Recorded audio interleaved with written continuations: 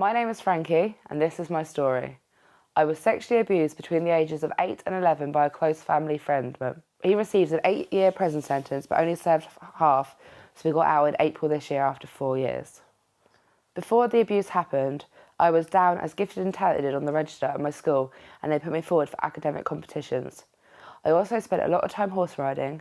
I tried out county level netball that my school put me forward for, and I represented my school in netball rounders and athletics.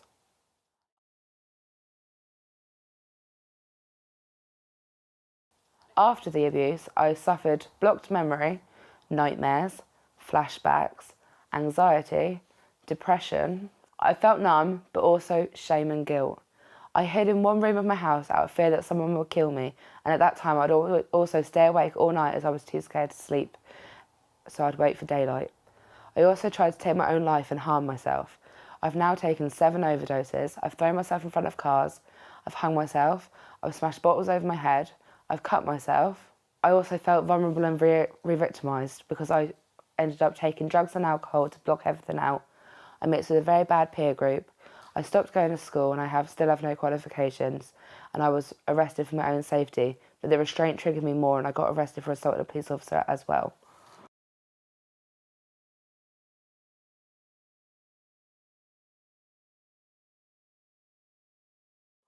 When I was about 15, I disclosed about what had happened to me. I had to tell my story again and again to different professionals.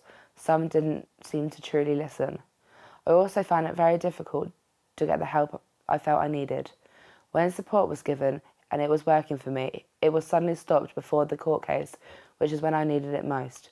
All because when I turned 18, I was no longer eligible for a particular service and transferred to an adult service. There also was not enough support services available. Waiting lists were very long and it was too far for me to travel. Diagnoses of my conditions changed from psychiatrist to psychiatrist, and I was put on a variety of medication, some of which made my symptoms worse. I was sectioned when I was 17, and I've also been in hospital informal a number of times since. Some places were a very long way from home and the support of my family.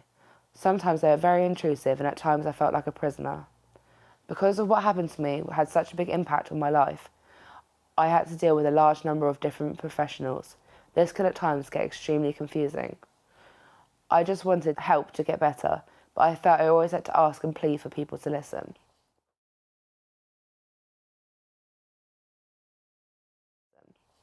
The way that these issues impacted on my family is my family ended up privately funding some counselling over the years as nothing was available to me. They just wanted to help me get better and be happy. They had to contact many different services over the years to try and find out information or complain when we felt let down. And they also had to cope with the guilt and responsibility that they felt like they should have perhaps realised what was happening and protected me, although I don't think this is the case.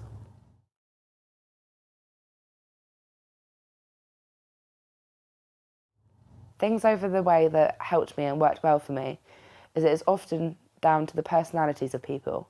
Some professionals were kind and understanding and showed real empathy. Some professionals really took time to listen to me and understand the whole history. They took the time to work out with me what might help the most, and as a result my condition improved. The private counselling my family had arranged also helped. Knowing that I was believed and the offender had been punished with a prison sentence was also helpful.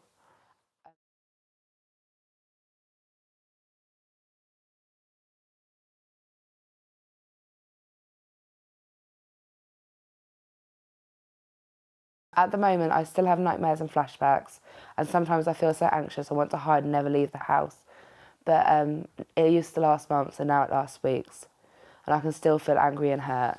But I have moved away to start a new and independent life, and I've signed up for a college course as I want to be a teacher. I have an interview coming up for college to become a teacher, and I'm researching and planning hard to make sure I pass my entrance essay, and I've signed up for a life coach. I support the Frankie Worker service because I want to improve services for other people, and I want to show them that they have nothing to be ashamed of.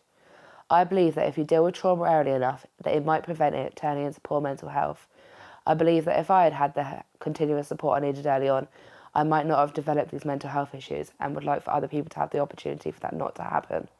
I believe in the Frankie Worker service and what it aims to do, and I'm proud to have helped inspire this service for other young people.